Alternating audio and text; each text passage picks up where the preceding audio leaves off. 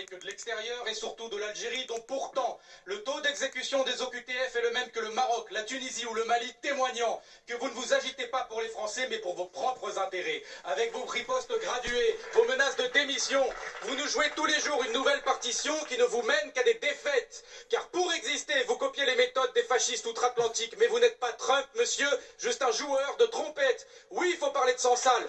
Nous avons tous appelé à sa libération, mais l'escalade des tensions lui nuit gravement et la vérité, c'est que Retailleau est en train de le sacrifier pour gagner son congrès. Vous dites agir pour la France, mais comment peut-on prétendre défendre la France en piétinant ses lois, en piétinant des droits, en piétinant la foi de millions de Français musulmans?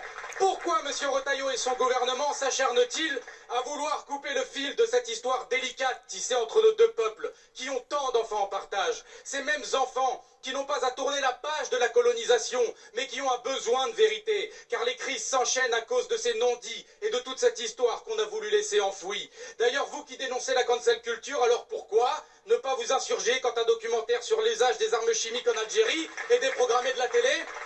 Monsieur le Premier ministre, votre gouvernement n'est pas à la hauteur de notre histoire commune, pas à la hauteur de ces Algériens qui ont fait couler leur sang à Monte Cassino ou dans le débarquement de Provence, pas à la hauteur de nos anciens qui ont mêlé leur sueur dans les mines et les usines de toute la France.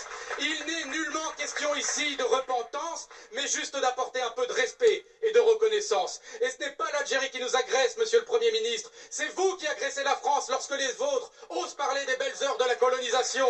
Car en disant cela, vous insultez Gisèle Halimi, Simone de Beauvoir, Jacques Vergès ou Fernand Yveton et tous ces Français qui ont su, contrairement à vous, s'opposer à l'inhumanité, qui ont milité dans l'ombre et la lumière pour rapprocher ces deux peuples que vous essayez aujourd'hui de séparer.